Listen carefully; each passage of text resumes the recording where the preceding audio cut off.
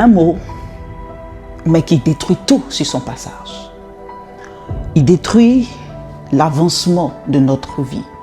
Il détruit notre foi. Il détruit des destinées. Un fléau qui dévaste des générations, le doute. Un élément très dangereux. Alors, je suis là pour parler du doute avec vous, mais de vous donner les éléments qui vous permettront de pouvoir avancer malgré ce phénomène très dévastateur dans notre vie et dans notre génération. Parlons-en.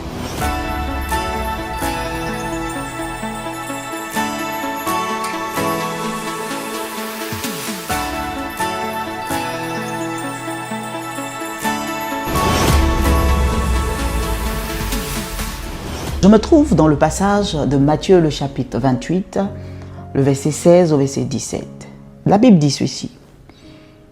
Les 12 disciples allèrent en Galilée, sur la montagne que Jésus leur avait désignée. Quand ils le virent, ils se prosternèrent devant lui. Mais quelques-uns eurent des doutes.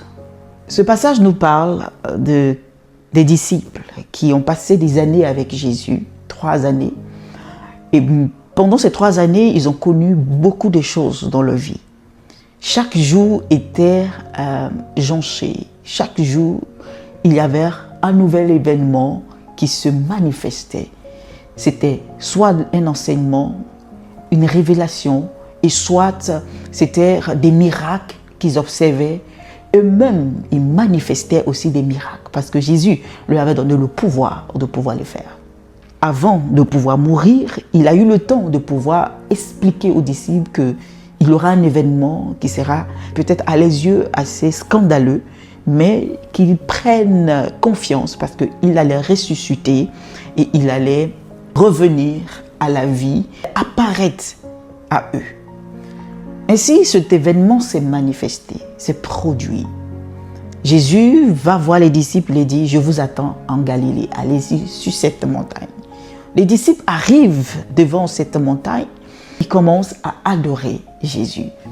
Mais la Bible précise que quelques-uns eurent des doutes. J'aimerais dire ceci, que le doute ne regarde pas ton temps d'adoration. Le doute ne regarde pas ton temps de prière. Le doute ne regarde pas le temps d'expérience que tu as eu. Le doute ne regarde pas le nombre de révélations que tu as obtenues. Le doute ne regarde pas le nombre de miracles que tu as eu à faire. Le doute ne se préoccupe pas de toutes les choses que tu as vécues avec ton Dieu.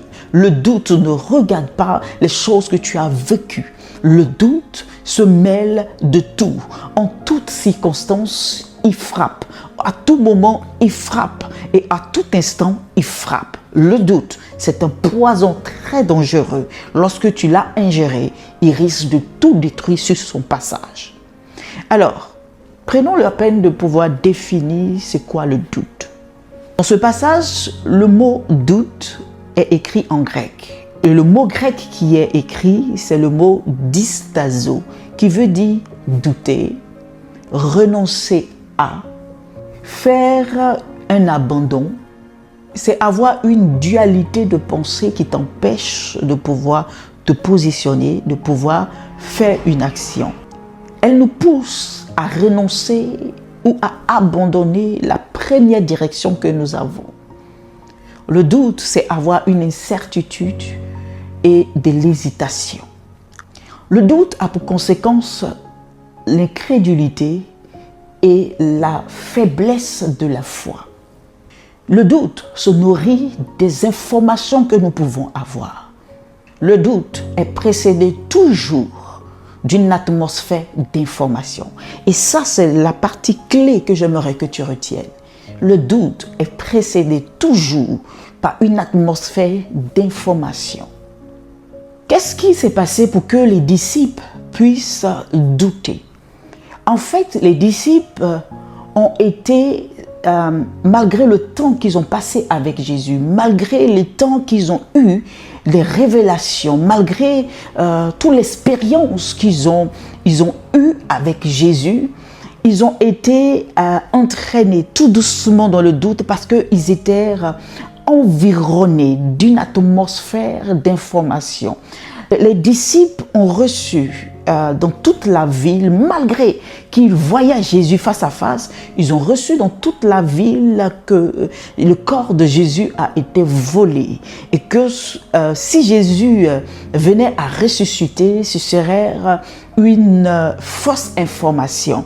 Alors, cette information est venue saper la réalité de ce qu'ils vivaient, est venue détruire la confiance dans les choses vraies qu'ils étaient en train de vivre. Voilà, bien-aimés, comment beaucoup de personnes parmi nous ont du mal à croire en la réalité de Jésus, parce qu'il y a plein d'informations. Tantôt, on leur dit que Jésus n'a pas été ressuscité. Tantôt, on leur dit que Jésus n'a pas été cloué à la croix, qu'il a été remplacé. Tantôt, on nous dit que le miracle que tu as vécu, on veut te l'expliquer d'une certaine façon logique afin que tu puisses plus croire que c'est un miracle.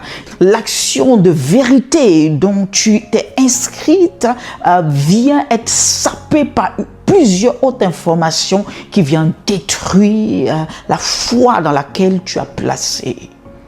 Et ces informations que ces disciples ont eues est venue à détruire même leur confiance en la présence de Jésus, est venue détruire leur foi dans la présence de Jésus, est venue saper la réalité. Ils vivaient la réalité avec Jésus, ils étaient avec Jésus, ils vivaient la présence de Jésus, ils le palpaient, ils le touchaient, mais malgré ça, ils ont perdu la foi.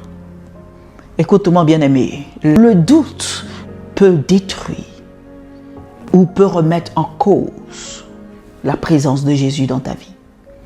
Le doute peut détruire une vérité dans laquelle tu t'étais inscrite, où tu t'es motivé à aller dans cette direction, tu t'es motivé à te dire que je vais atteindre ce but, tu t'es motivé à te dire que voilà la direction dans laquelle je vais aller. Mais une information surgit et tout se branle autour de toi. Le doute est très dangereux. J'aimerais te poser cette question. Lorsque tout semble être contraire à ce que Dieu t'a dit, lorsque tout semble contraire à ce que Dieu t'a donné comme information, à quoi t'exposes-tu? Ou bien, vers quoi vas-tu t'exposer? Parce que ton exposition déterminera le doute ou la foi dans laquelle tu seras. Ce à quoi tu t'exposes déterminera la qualité de ta foi. Ce à quoi tu t'exposes déterminera la qualité de ton avancement. Je l'ai dit tantôt que le doute se nourrit des informations auxquelles tu t'exposes. Jésus savait qu'il fallait qu'il sauve ses disciples. Certes, ils avaient une première information, mais l'atmosphère a changé. Et le doute s'est installé. Et Jésus a dit, il faut que je les rencontre pour leur donner une autre information. Il faudrait qu'ils soient exposés à une autre information. Alors j'aimerais te dire, à quoi es-tu exposé? En ce moment, tu m'écoutes, tu as un doute fort dans ton cœur face à une action, face à une décision que tu dois prendre. Alors, ma question te revient. À quoi tu t'exposes maintenant? À quoi tu t'exposes maintenant? À la parole que Dieu t'a donnée ou à la parole que tu entends à gauche, à droite? Le serviteur Moïse, malgré que Dieu a eu le temps de lui parler devant le buisson ardent, de partir chez Pharaon et de dire à Pharaon de laisser aller son peuple, Moïse a eu la certitude à ce moment-là que Dieu allait agir. Mais lorsqu'il est arrivé, il a eu des informations contraires parce que Pharaon ne faisait que s'opposer, s'endurcir face aux paroles que Dieu avait données.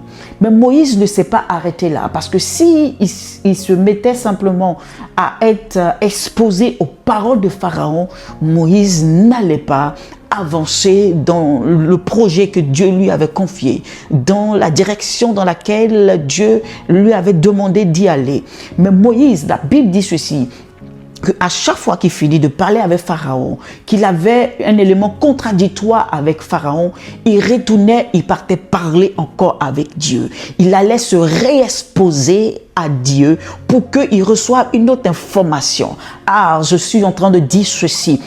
Information contre information. Lorsque tu reçois une information contraire à ce que Dieu t'a dit, il ne faut pas demeurer à rester là, à réfléchir, à savoir qui est la vérité ou pas. Il faut aller encore te réexposer à l'information de Dieu. Il faut encore aller te réinitialiser, aller refaire une mise à jour de l'information que tu as reçue auparavant de Dieu.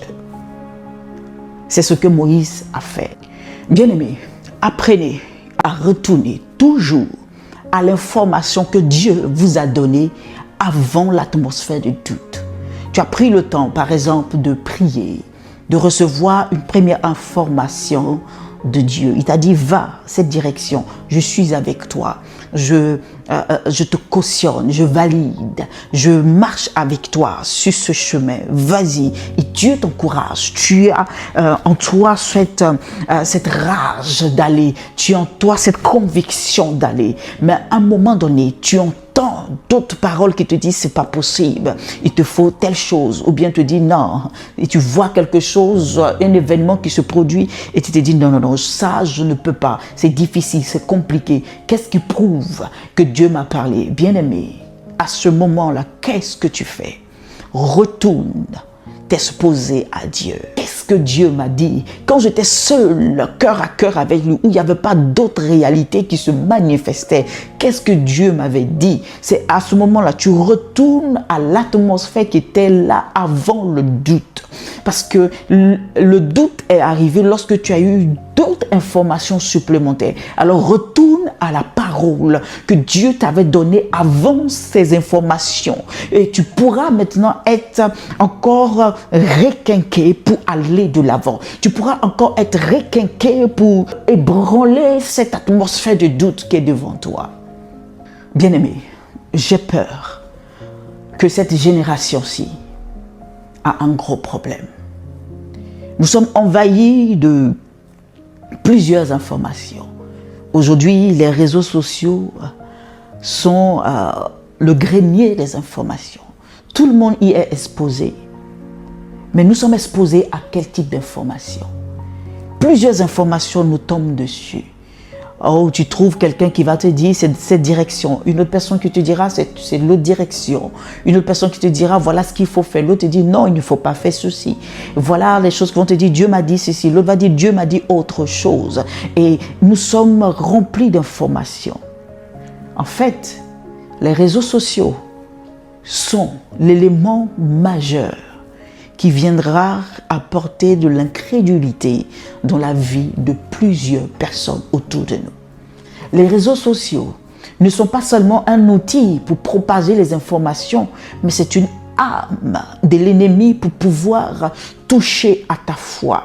Si tu t'exposes mal aux réseaux sociaux, si tu t'exposes mal aux informations que tu reçois sur les réseaux sociaux, tu vas détruire beaucoup de choses dans ta vie. Je connais des familles qui ont détruit leur vie à cause des réseaux sociaux. Je connais des couples qui ont été déchirés à cause des réseaux sociaux. Un coach s'est levé pour dire à la femme, fais comme ça. Un coach s'est levé pour dire à l'homme, fais ceci, fais cela. Et ils ont été déchirés, dégradés. Des informations circulent qui empêchent aux célibataires de pouvoir rentrer dans le mariage, qui empêche des familles de savoir éduquer. Maintenant, on ne cherche plus à rentrer en soi-même pour connaître ce qui a de la valeur. On s'expose pour écouter ce que les autres ont fait. Et cela vient détruire nos positions, cela vient détruire nos principes, cela vient détruire nos éducations et cela vient détruire notre foi.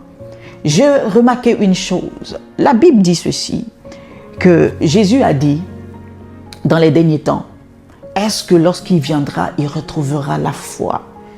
Lorsque j'ai pris le temps de réfléchir sur ces paroles, je me suis dit, Jésus a vraiment raison.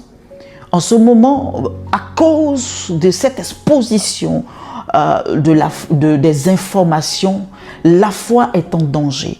Parce que beaucoup d'informations circulent et cela vient affaiblir, comme nous l'avons dit, que le doute vient affaiblir la foi. C'est pour cela que nous ne vivons plus des temps de miracles dans nos vies. C'est pour cela que nous ne vivons plus des temps de puissance dans nos églises. C'est pour cela que nous ne vivons plus des temps de manifestation de la gloire de Dieu, parce que nous avons des doutes, nous vivons dans des doutes. Lorsque nous voyons un miracle, nous doutons même si cela vient de Dieu. Nous sommes amorcés par des convoitises, par plein de choses à cause des informations. Nous vivons dans le péché à cause de tout ce que nous entendons. Souvenez-vous, Ève a commencé à pécher lorsque elle a reçu des informations contraires à ce que Dieu avait dit auparavant. Elle s'est exposée à une atmosphère de doute. Elle s'est exposée à une atmosphère d'information contraire à ce que Dieu avait dit auparavant. Faites très attention. Beaucoup sont en train de pécher aujourd'hui à cause des informations que nous entendons par-ci, par-là, à cause des révélations que nous entendons par-ci, par-là. Le doute viendra affaiblir ta foi, te donnera de l'incrédulité. Et Jésus viendra, il ne te trouvera pas avec la foi. Bien-aimé, si je te pose cette question, comment pourras-tu me répondre? Crois-tu encore que Jésus guérit? Certainement, tu me diras oui. Mais maintenant, lorsque le médecin te donne ce diagnostic, crois-tu encore que Jésus guérit?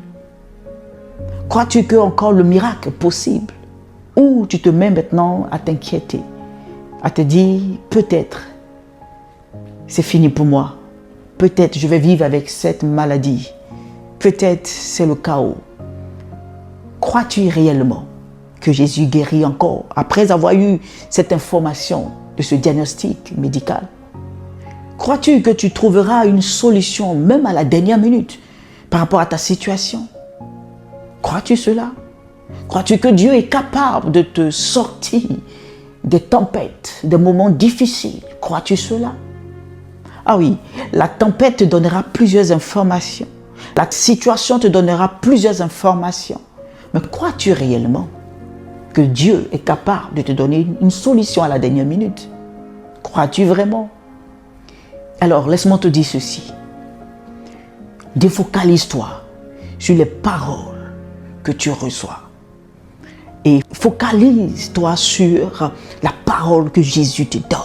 Si tu as dit qu'il va te guérir, reste focus sur la guérison que Jésus te l'a dit.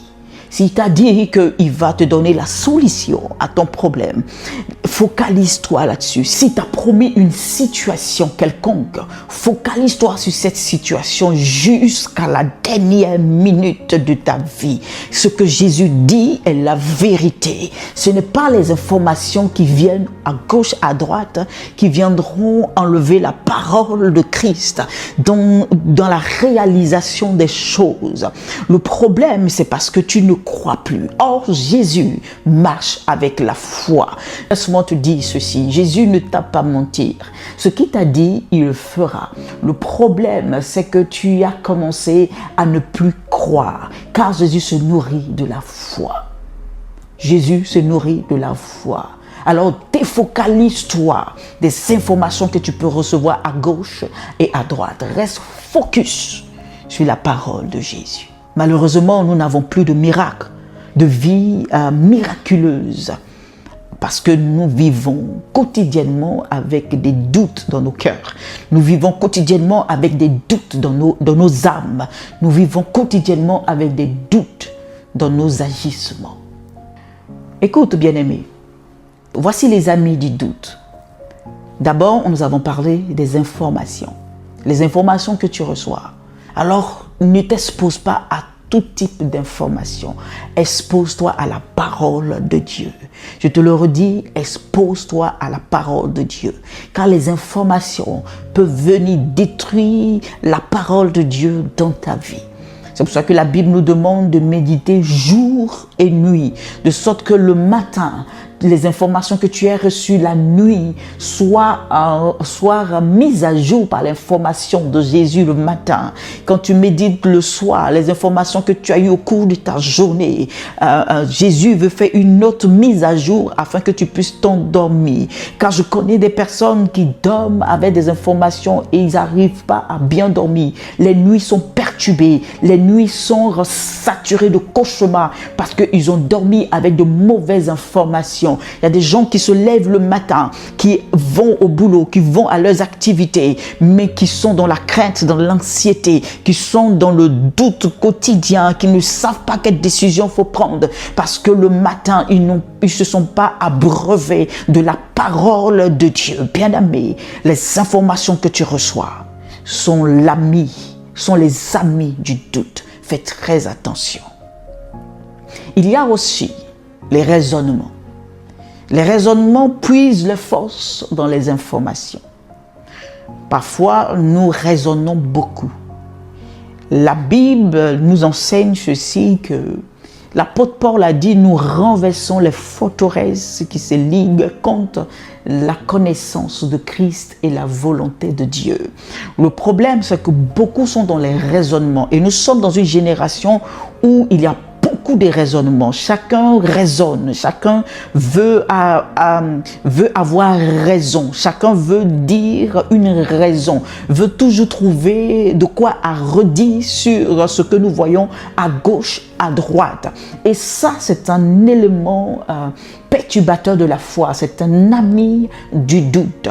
Écoute, bien-aimé, si Dieu te dit une parole et que tu passes ton temps à raisonner là-dessus, à trouver des failles ou à te demander comment est-ce que ça va se faire, tu auras des problèmes pour pouvoir croire. Tu auras des problèmes de pouvoir avancer avec cette information que Dieu t'a donnée. Tu auras des problèmes à vivre la réalisation de cette information. Aujourd'hui, il y a peu de personnes qui ont de l'appétence, qui ont de l'appétit pour la connaissance de la parole de Dieu, parce qu'ils se laissent aller par d'autres raisonnements, des raisonnements philosophiques, des raisonnements scientifiques, des raisonnements humains, des raisonnements sataniques, des raisonnements de toutes parts. Écoutez, ceci, Jésus, lorsqu'il partait à la croix, il était en train d'expliquer à ses disciples qu'il allait mourir. Voilà ce qui s'est passé. L'apôtre Pierre, pensant qu'il était à même de pouvoir corriger Jésus à cause de sa maturité dans l'âge, il vient voir Jésus, il lui dit, tu ne peux pas dire ces genres de choses, tu ne vas pas mourir. C'était un raisonnement qu'il est en train de donner à Jésus pour lui dire, dans la logique des choses, tu ne peux pas dire ces genres de choses. Mais Jésus a dit ceci, arrière de moi, Satan. Écoute-moi bien aimé, lorsque tu reçois parfois quelque chose de la part de Jésus et que tu vas voir une autre personne, ils vont t'amener dans des raisonnements. Ce ne seraient pas des informations, mais ce sera des raisonnements. Ils vont commencer à te dire, mais il y a ceci, il y a cela. Ils vont commencer à te dire, mais qu'est-ce qui prouve que... Ils vont commencer à te faire miroiter d'autres façons de penser, d'autres façons de faire. Et alors, tu auras maintenant du mal à croire en ce que Jésus t'a dit. Tu auras du mal à croire en ce que Dieu t'a dit. Alors, je voudrais te dire ceci. Quand tu es en face de ces choses, la première chose à faire, c'est de ne pas aller raconter ce que Dieu te dit à quiconque. Il faut prendre le temps de t'emmagasiner, de t'abreuver de ce que Jésus t'a dit. Et lorsqu'il arrive que tu te permets de parler à une personne ou que quelqu'un voit une chose dans ta vie et que vient maintenant te mettre à raisonner avec toi, dis arrière de moi Satan. Ève n'a pas pu dire arrière de moi Satan. Jésus par contre il l'a fait. Écoute-moi bien aimé, tu pourras avancer uniquement lorsque tu pourras dire arrière de moi Satan. La Bible dit ceci, résistez au diable et il s'enfuira loin de vous. C'est le diable qui apporte le raisonnement, qui vient apporter des contradictions à ce que Jésus t'a dit. Il t'amène à réfléchir, à raisonner sur des choses. L'apôtre Paul a dit ceci, nous renversons les forteresses, les raisonnements qui se liguent contre la parole de Dieu. Alors, renverse-les dans le nom de Jésus. Renverse-les dans le nom puissant de Jésus et tu auras la victoire pour pouvoir avancer dans ta destinée. L'autre élément ami du doute, c'est le temps. Le temps. Le temps est un ami du doute. C'est lorsque Jésus vient, il te parle, Dieu te parle, il te dit, telle chose va se passer dans ta vie. Il te dit, je ferai ça pour toi. Il te dit, par exemple, je te guérirai. Il te dit, par exemple, je te ferai contracter tel projet. Je te ferai entrer dans cette dimension de vie. Et le temps fait que les choses tardent pendant un bon moment. Tu ne vois pas cette parole se réaliser. Et ce temps-là ne te sera pas favorable. Parce que ce temps va faire monter en toi des doutes. Ce temps va faire monter en toi des raisonnements. Et ce temps va faire monter en toi des informations nouvelles. Et ces informations nouvelles vont créer en toi du doute. Le temps est un ami du doute. Alors, j'aimerais te dire ceci, fais attention. La Bible dit, rachetez le temps, car les jours sont mauvais. Les jours sont mauvais parce que nous sommes en train d'aller dans le doute. Nous sommes en train d'aller dans l'incrédulité. Alors rachète le temps. Lorsque Dieu te dit une chose et que tu vois le temps est en train de passer, bien-aimé, ne reste pas là à attendre le temps. Ne reste pas là à attendre les bras croisés. Sois en action dans la direction de ce que Dieu t'a dit. C'est-à-dire, il faut te préparer. Il faut te préparer comme dans une course à relais. Lorsque le premier est en train de courir, ça met du temps à arriver au deuxième. Le deuxième n'est pas là, les bras croisés, en train de se dire, tant que cela n'est pas encore arrivé à moi, j'ai tout le temps. Non, dans cette discipline, cette personne se prépare, elle se chauffe, comme dans le football. Lorsque un joueur sait qu'il va entrer en jeu, il a eu la promesse qu'il va entrer en jeu, il ne reste pas là assis sur le banc de touche et en train de regarder tout le match comme les spectateurs. Non, il se met à se chauffer, il se met à se préparer, de sorte que lorsque le temps sera sonné à ce qu'il puisse entrer en jeu, il sera déjà préparé. Alors, lorsque tu es en face d'une promesse de Dieu et que le temps est en train de s'étaler, le temps est en train de prendre des proportions, frère, sœur, ne reste pas là en train de te dire que oui, je vais juste attendre, Dieu m'a donné ma promesse, Dieu m'a dit ceci, il va le faire. Non, prépare-toi, prépare-toi, prépare-toi, prépare-toi, prépare-toi dans la prière, prépare-toi dans la méditation, emmagasine dans le domaine dans lequel Dieu t'a dit. Prépare-toi. Si c'est dans la guérison, prépare-toi à recevoir la guérison. Commence à faire de l'espace pour ta guérison. Commence à vivre même comme si tu étais déjà guéri. Commence déjà à manifester ce que Dieu t'a déjà donné, ce que Dieu t'a déjà déclaré dans ta vie. Écoute-moi bien. Les amis du doute, les informations, les raisonnements et le temps sont très néfastes face à la parole que Dieu t'a donnée. Alors fais très attention. Il y a très bien de personnes qui ont la parole de Dieu. Dieu leur a dit, va dans telle direction. Ou Dieu leur a dit, je te donnerai telle personne dans ta vie. Je te donnerai telle chose dans ta vie. Ils ont reçu les paroles de Dieu et ils le savent. Ils marchent pour ça. Mais ils ne sont pas pleinement dans la réalisation de la parole que Dieu les a donnée. Ils vivent dans le doute malgré qu'ils sont dans un semblant de direction dans la parole que Dieu leur avait donnée. Le problème, c'est quoi? C'est que la parole que Dieu a donnée a été diluée, a été dénaturée, a été déformée. Ils ont l'impression qu'ils sont en train de vivre ce que Dieu leur a dit, mais ils sont en fait dans une vie remplie de doutes. Le problème, c'est que le doute, quand il arrive dans votre vie, il dilue la parole même que Dieu vous donne. Vous avez l'impression que vous êtes en train de marcher selon cette parole, mais non, vous êtes dans une parole diluée de ce que Dieu vous a donné. Écoutez, Moïse, lorsqu'il était en train de d'avancer dans la tâche que Dieu lui a donnée face à Pharaon, il avait des propositions de Pharaon qui étaient quand même alléchantes. Pharaon lui a dit, bon, tu peux partir avec le peuple pour pouvoir adorer ton Dieu, mais tu vas laisser les femmes et les enfants. C'était quand même à peu près ce que Dieu lui avait demandé de faire. Dieu lui avait dit, fais sortir mon peuple. Mais il avait une partie du peuple, une partie de la parole de Dieu allait se réaliser là.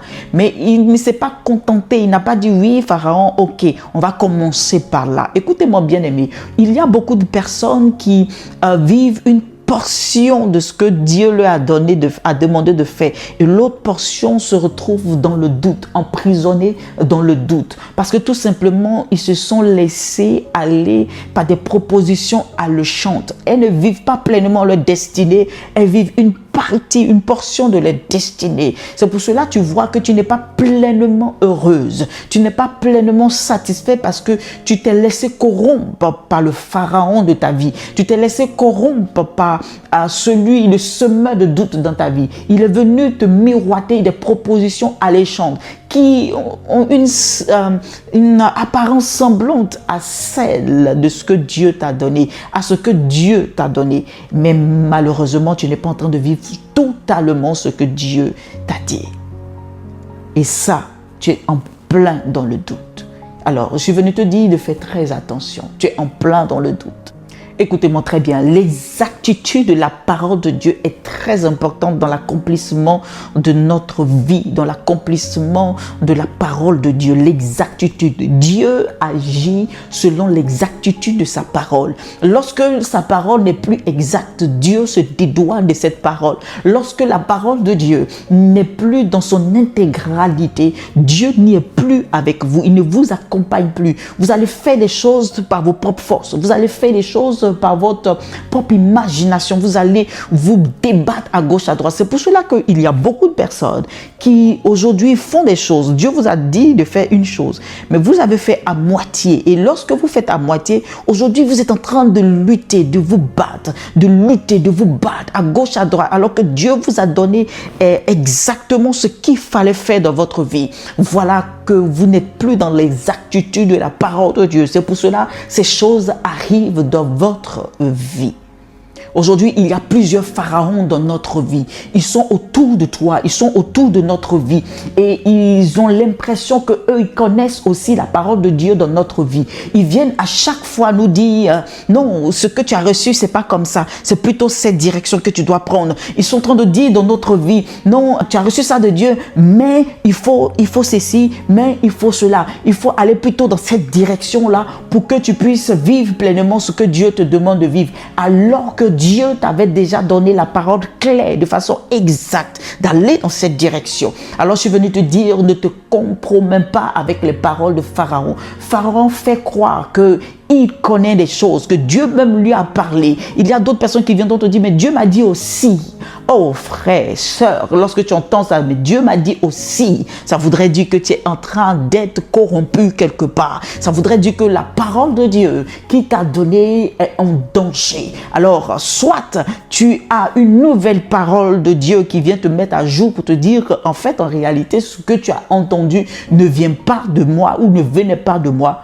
Ou bien tu restes focus sur la parole que Dieu t'a donnée et que tu puisses avancer tout droit pour la réalisation de ce que Dieu t'a donné. Dieu, il marche avec l'exactitude de la parole qu'il t'a donnée. Les pharaons viennent dans nos vies afin de nous amener discrètement et subtilement à faire les choses qui leur plaisent, eux, et non à faire les choses qui plaisent à Dieu. Discerne très bien. Lorsque Dieu te dit une chose et que quelqu'un vient te dire non, mais il faut faire plutôt de cette façon ou de cette manière, discerne bien, c'est à qui cela fait plaisir. Est-ce que tu feras plaisir à cette personne ou tu feras plaisir à Dieu? Pose-toi bien cette question et discerne très bien. Car les pharaons, ils sont beaucoup aujourd'hui dans cette génération. Les pharaons sont beaucoup dans cette génération. Ils sont sur les réseaux sociaux, ils sont dans nos temples, dans nos assemblées. Ils sont partout dans nos bureaux. Ils sont partout avec des propositions qui en fait va leur satisfaire eux et non va satisfaire et donner gloire à ton Dieu, à ton Créateur. Discerne très bien le pharaon dans ta vie. Lorsque les pharaons agissent dans ta vie et que tu te laisses aller par leurs paroles, tu penseras en train de servir Dieu parce que limite, ça ressemble à ce que Dieu t'a dit. Mais en fait, tu n'es pas en train de servir Dieu. Tu auras une lueur de délivrance, une lueur d'impact, une lueur de croissance, une lueur de prospérité, une lueur d'avancement. Mais cela ne serait pas en réalité ce que Dieu veut que tu puisses vivre. Il aura beaucoup plus. Dieu veut que l'intégralité te soit accordée. Mais Pharaon fera que tu auras la partialité de ce que Dieu veut te donner. La portion, une seule portion de ce que Dieu veut te donner. Alors fais très attention aux pharaons qui se trouvent dans ta vie. Discerne très bien. Discerne très bien. Parce que le doute, c'est une arme que Pharaon utilise toujours.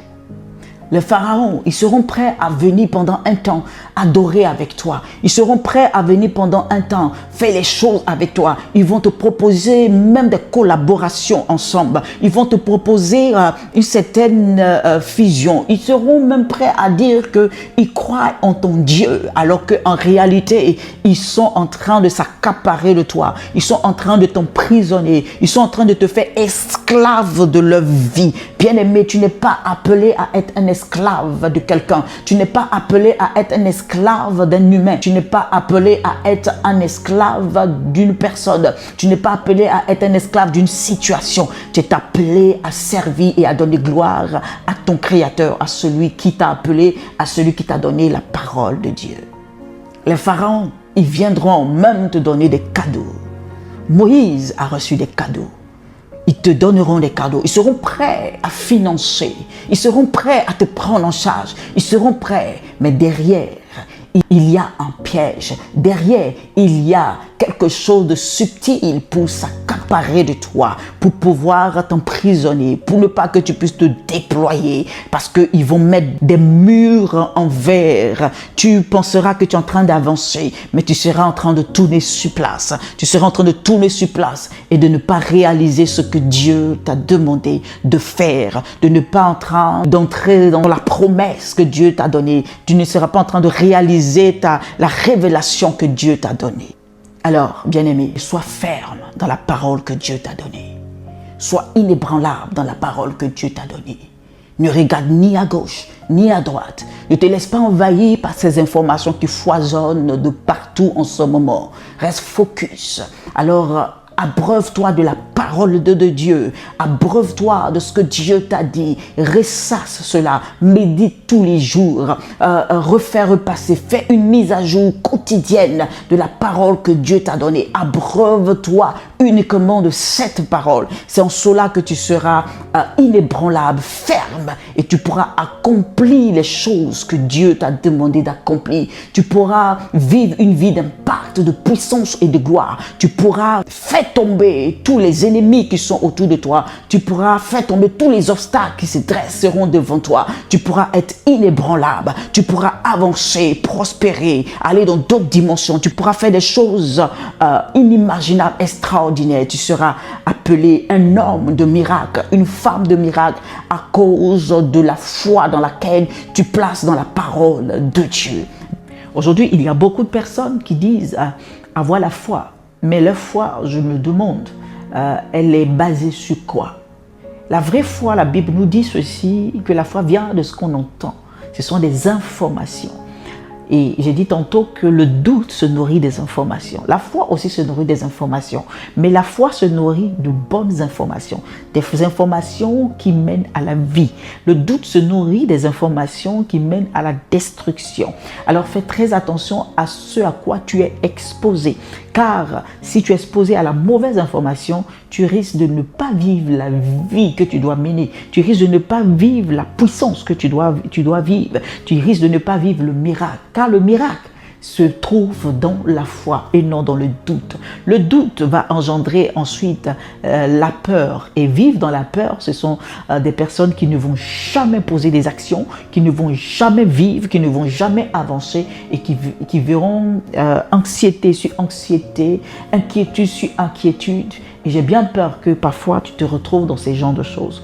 Alors, ce que je te propose, c'est que tu puisses t'intéresser à ce qui donne la vie, c'est-à-dire la parole de Dieu. La parole de Dieu, la Bible dit qu'elle est vie. Jésus se trouve dans sa parole. Et lorsque tu liras la parole de Dieu, tu seras amené tout doucement dans une transformation qui t'amènera à une foi solide et inébranlable. Je connais beaucoup de personnes aujourd'hui qui disent avoir donné leur vie à Jésus et avoir la foi en Jésus.